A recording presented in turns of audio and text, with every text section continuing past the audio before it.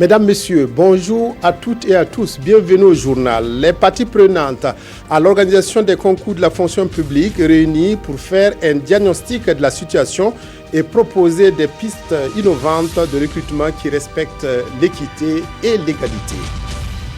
L'ancien Premier ministre somalien élu hier président du pays après 8 tours de scrutin, Mohamed Abdullahi Farmajo, âgé de 55 ans, diplomate de carrière, possède aussi la nationalité américaine. À l'occasion de la cérémonie officielle de clôture de l'année internationale des légumineuses, placée sous le très haut patronage de son Excellence, Monsieur le Président du Faso, et le parrainage de la Première Dame, la Direction générale du protocole d'État convie les personnalités invitées à Kongoussi, dans la province du Bam, région du Centre-Nord, le vendredi 10 février 2017 à partir de 8 h. L'heure limite d'arrivée est fixée à 9h30. L'organisation des concours de la fonction publique divise toujours l'opinion. D'un côté, les candidats insatisfaits du déroulement des épreuves et de l'autre, des organisateurs qui ne comprennent pas toujours pourquoi ils sont mis au banc des accusés. Pour une meilleure organisation des concours, le ministère de la fonction publique a convié tous les acteurs à une réflexion. Un diagnostic de la situation sera fait pendant 72 heures. Roger Kam, Aruna Mare, reportage. Fraude. Mode de sélection parfois contesté, plaintes, retard dans la proclamation des résultats. Les griefs sur l'organisation des concours de la fonction publique sont bien réels. Le ministre Clément Ouedraogo l'a reconnu ici et a exprimé son indignation. Dans un souci de transparence, d'équité et d'égalité des citoyens devant l'emploi public, les différents acteurs veulent ici trouver la parade pour mieux organiser les concours. C'est pourquoi mon département a décidé de passer en revue avec l'ensemble des acteurs impliqués dans l'organisation des concours le dispositif général de l'organisation des concours. Il s'agira au cours de ces échanges de faire le diagnostic du dispositif organisationnel actuel, dans un second temps, de faire des propositions d'innovation. C'est connu, l'État est le plus grand pourvoyeur d'emploi. Les statistiques en la matière sont éloquentes avec leur lot de difficultés. En 2007 et en 2015, il y a eu des fraudes. Et à chaque organisation, il y a ces défis, et notamment à toutes les étapes de l'organisation des concours. Et il y a aussi l'opinion qui est là, qui s'exprime, qui n'est pas toujours en accord avec ce qui se passe. Ces participants disposent de 3 jours pour apporter un lifting à l'organisation des concours de la fonction publique afin de pourvoir en toute quiétude aux besoins en ressources humaines d'une administration moderne, performante et surtout équitable. L'école primaire privée gratuite constitue une curiosité au Burkina. Pourtant, elle existe bel et bien à Koubri, à 25 km au sud de Ouagadougou. L'école créée par l'artiste musicien Ado Iman dispense ses élèves de frais de scolarité et bénéficie des prestations de la cantine scolaire. Autre particularité, elle concilie le programme d'enseignement classique avec l'initiation aux arts notamment. Moussa Ouedraogo, Ismaël Duluma Sirima. Dans cette école primaire privée, tout est gratuit pour les pensionnaires. Les frais de scolarité, les fournitures scolaires, la cantine et les salaires des enseignants sont entièrement pris en charge par le fondateur et ses partenaires. Quand on est arrivé à Koubri pour installer notre centre de recherche de culture et art, on a constaté qu'à Koubri, plus de 80% des enfants ne sont pas allés à l'école. Et que Koubri avait seulement une école qui s'appelle l'école A. C'est ainsi qu'en 2013, l'artiste et ses partenaires européens posent la première pierre de l'école primaire privée Watinoma de Koubri. Une école qui fonctionne entièrement grâce à un système de parrainage.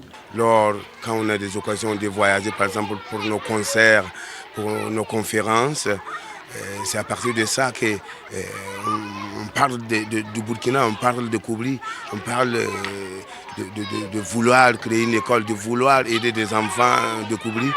Et c'est à partir de là qu'il y a beaucoup de volontaires, il y a beaucoup de gens qui se donnent volontaires pour donner un coup de main à ces enfants-là. Pour l'année scolaire 2016-2017, l'école compte 175 apprenants. Selon le fondateur, la sélection des élèves se fait au sein des familles les plus défavorisées de Koubri. Chaque année, on a des propositions, les familles amènent leurs enfants. Mais nous, avant de prendre l'enfant, on visite la famille, on discute la famille, on veut voir combien vous gagnez par année, qu'est-ce que vous faites comme travail, qu'est-ce que vous avez comme matériel. Les cours dispensés ici sont conformes au programme d'enseignement burkinabé, mais avec quelques heures destinées à l'initiation à l'art ainsi qu'à la culture maraîchère. Et on espère aller loin. J'espère l'avenir, aller loin, aider ces enfants-là jusqu'au-delà et faire de telle sorte qu'un jour l'école ne soit pas toujours parrainée, dépendant des gens qui viennent à l'extérieur, mais que l'école soit son propre dépendant, que l'école aille ses propres moyens pour éduquer ses enfants. Mais dans un futur proche, le fondateur tient à construire une salle informatique et un studio pour initier les élèves à la musique. Prévu l'année dernière, c'est finalement hier que s'est tenue la deuxième session ordinaire 2016 du comité de pilotage du programme d'appui au secteur forestier. Ce programme a pour objectif la gestion durable des ressources forestières. La session ouverte hier va permettre de faire le bilan des activités de l'année dernière et adopter un programme pour 2017. Le reportage est signé Yacouba Gamene, Vincent Tiendrebeogo. Réuni à cette deuxième session ordinaire, le comité de pilotage du programme d'appui au secteur forestier passe en revue les activités de l'année écoulée. Des activités dont le taux d'exécution est estimé à 83%. Et pour les parties prenantes du programme, 2017 se présente comme une année charnière. Son objectif principal, c'est d'examiner et d'adopter le programme de travail de l'année 2017. C'est le principal objet donc, de cette session. Les activités, elles sont réparties dans 4 composantes et qui toutes visent à assurer aussi bien la conservation durable des ressources, le renforcement des capacités donc, des différents acteurs dans tous les domaines, de même que le renforcement des capacités en termes matériels donc, du ministère de l'Environnement. Un programme qui bénéficie de l'appui technique et financier du Luxembourg et de la Suède dans sa mise en œuvre. Finalement, on s'est mis d'accord, donc les deux parties, que le soutien pour le fonds d'intervention pour l'environnement, donc le FIE, le fameux FIME, sera continué. Donc le Luxembourg, bien sûr, continuera son soutien au FIE. Il est attendu des participants de cet atelier des propositions réalistes et réalisables, selon le président du comité de pilotage. Toute chose qui devrait faciliter la mise en œuvre des activités de 2017, année de clôture du programme. Une association canadienne dénommée le Club des ambassadrices s'engage à soutenir davantage les étuveuses de riz du Burkina. Un partenariat a été scellé hier à Bobo-Dioulasso qui permet de définir les axes de cette coopération. Les Canadiennes promettent de lever des fonds dans leur pays et de venir en aide aux étuveux du riz burkinabé. Reportage Hassan Gourabou Moussassano. La valorisation du riz national à travers l'étuvage et le renforcement des organisations d'étuveuses, le Club des ambassadrices du CECI, le Centre d'études et de coopération internationale du Canada, en fait sa priorité au Burkina. Pour ici cette ambition, le club échange ici à Bobo-Dioulasso avec les membres de l'UNERI, l'Union nationale des étuveuses du riz. Notre plus grand défi, c'est de pouvoir accroître la commercialisation du riz. Si on arrive à accroître aussi, on pourra améliorer le revenu de ces femmes étuveuses. Mais on ne peut pas parler de l'augmentation du riz parce qu'on doit penser aussi à satisfaire les besoins des consommateurs. C'est pour cela qu'il nous faut également travailler sur la qualité du riz. Pour relever ces défis, les étuveuses du riz demandent entre autres des formations, des équipements plus performants, de même que la mise à leur disposition des crédits plus adaptés, des doléances auxquelles le club des ambassadrices entend apporter des réponses. Notre objectif, c'est de poursuivre donc ce travail-là en sensibilisant les Québécois, les Canadiens à la réalité. Et c'est pour ça qu'on est ici aujourd'hui, donc venir saisir comment ça se passe, quels sont les enjeux, pour être à même de ramener ça chez nous, lever davantage davantage de fonds donc pour rencontrer les objectifs qu'on s'est fixés dans la contribution qu'on veut faire au niveau financier et aussi être capable d'aider et d'accompagner les femmes, on espère éventuellement par du mentorat. Présent au Burkina depuis 2014 à travers les PAERI, ce club travaille à faire des organisations d'étuvés de riz, des entreprises rentables et professionnelles. Lancement aujourd'hui de l'initiative All-In de la région du Centre. Il s'agit de l'initiative communautaire pour l'amélioration de l'hygiène de vie des adolescents. Elle a pour objectif de promouvoir des comportements d'hygiène de vie chez les jeunes burkinabés. L'atelier de lancement se présente aussi comme une rencontre de socialisation. Reportage Yacouba Gamene, Nathalie Savadogo. L'initiative communautaire pour l'amélioration de l'hygiène de vie des adolescents est née de l'initiative All-In. All-In a été lancée au niveau international par les agences du système des Nations Unies. Et c'est parti d'un constat mondial que dans tous les groupes d'âge, les décès liés au VIH sont à la baisse, sauf chez les adolescents de 10 à 19 ans. Le Burkina Faso a adhéré à l'initiative et c'est l'association SOS Santé et Développement qui porte le projet. Notre intervention va s'attaquer à 3 préoccupations majeures qui sont la lutte contre le VIH-Sida et avec un focus sur le dépistage, les activités de prévention et la prise en charge. Et la lutte contre les grossesses précoces ou indésirées et enfin la lutte contre la consommation des substances psychotropes, c'est-à-dire les drogues. Et pour y arriver, l'association opte la stratégie d'implantation des clubs du Club 25 au niveau des établissements scolaires et au niveau du secteur informel. Ces clubs sont promus par le Centre national de transfusion sanguine et qui veut que les jeunes qui s'engagent dans ces clubs-là adoptent des comportements sains à même de pouvoir donner 25 poches de sang à leur 25e anniversaire. Pour cette première phase, le projet concerne uniquement la région du centre et va durer 1 année. Une évaluation sera faite et si les résultats sont concluants, le projet sera reconduit dans 5 autres régions. On croit assister à Roots, Racines, avec le docteur Larry Abdullah, un Afro-Américain qui s'est battu pour retrouver ses racines africaines. Elle se trouverait à Dano, dans le Yoba, selon des tests ADN. Docteur Larry Abdullah a été accueilli par les populations de la région depuis 3 ans et depuis lors, il s'investit dans l'action humanitaire. Son portrait avec Justin Karambiri et Isiaka Nana à Gawa. Lui, c'est le docteur Larry Abdullah, américain d'origine africaine. Il est de retour parmi les siens ici à Dano depuis 3 ans. Inspiré par le projet Back to Kama, retour aux sources en français, il décide de rechercher ses origines après avoir effectué un test ADN aux États-Unis. Cette aventure le conduira au Burkina Faso, notamment à Dano, dans la région du sud-ouest. À travers les résultats du DNA, ces origines ont commencé au Congo et puis venir à travers l'Afrique de l'Ouest. Dano était une ville très accueillante qui a ouvert les bras. Donc c'est pour ça qu'il est à Dano. West Africa.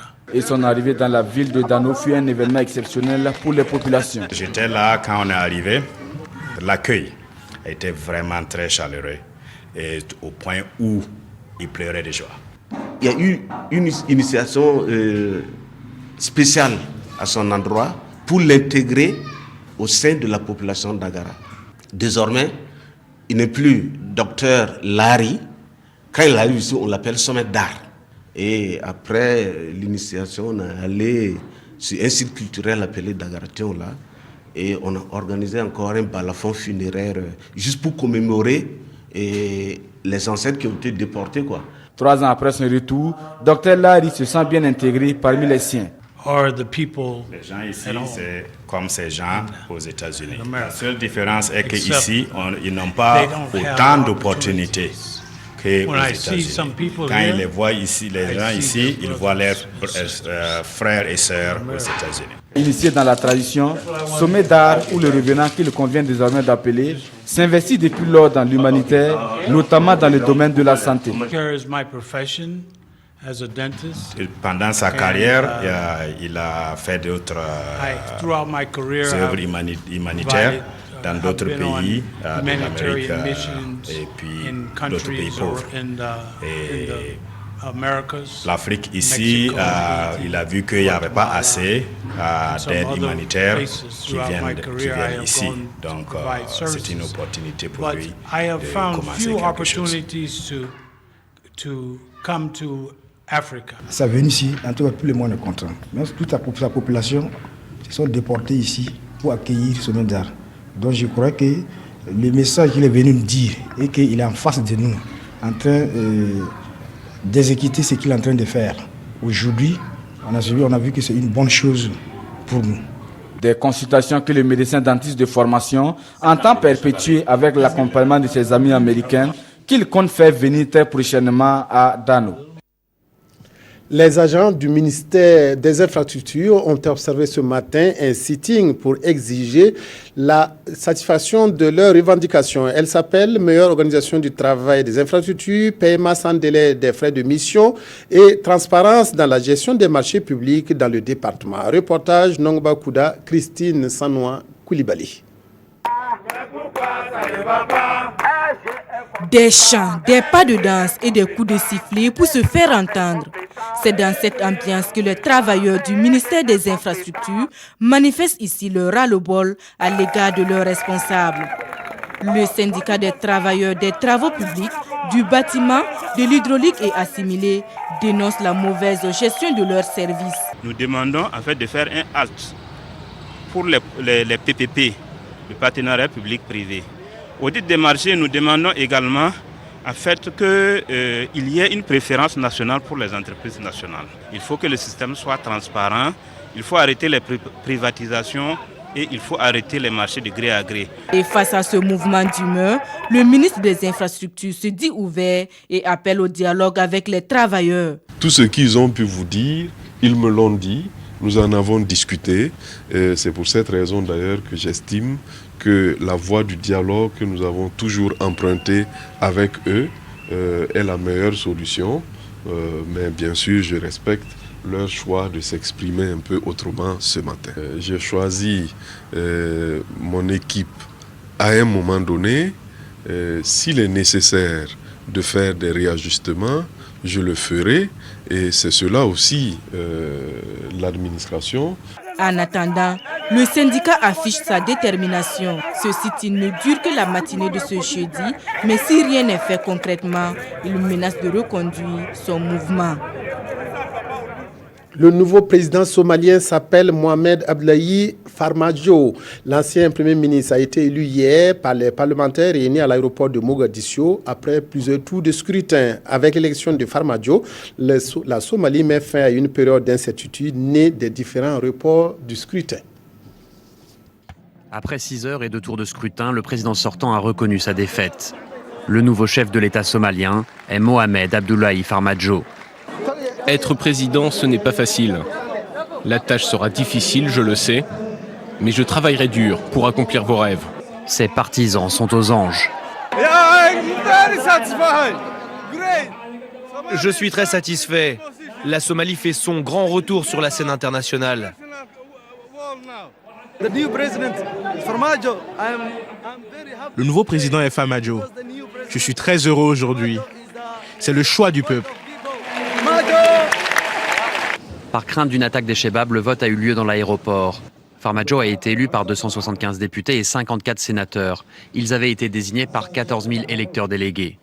Le gouvernement et ses soutiens occidentaux estimaient qu'il aurait été impossible de garantir la sécurité de tous les bureaux de vote à travers le pays.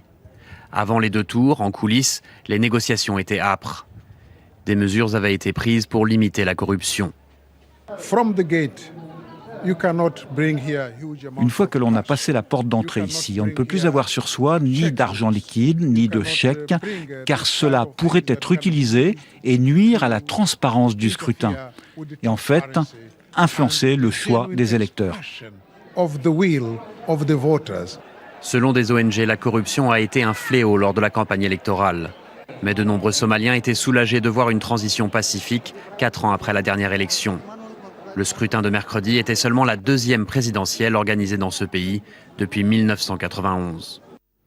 Les organisations de défense des droits de l'homme ne décolèrent pas contre la loi qui légalise les colonies dites sauvages en Cisjordanie. Ainsi, 2 organisations ont décidé de saisir la Cour suprême d'Israël afin d'annuler cette loi. Elle permet de légaliser 4000 logements de colons, des implantations qui ont été construites sur des terres privées appartenant à des Palestiniens.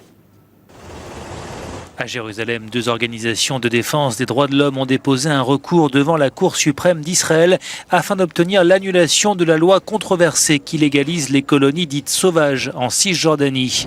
Le texte adopté lundi par le Parlement israélien est jugé anticonstitutionnel par ces 2 ONG qui représentent quelques 17 conseils locaux palestiniens. Pour l'avocate Talia Sasson, ex-procureur et membre du Parti socialiste Meretz, la loi israélienne ne s'applique pas en Cisjordanie. L'État d'Israël, dit-elle, n'a pas de souveraineté sur cette terre. Donc comment la Knesset peut-elle voter une loi qui s'applique là-bas ?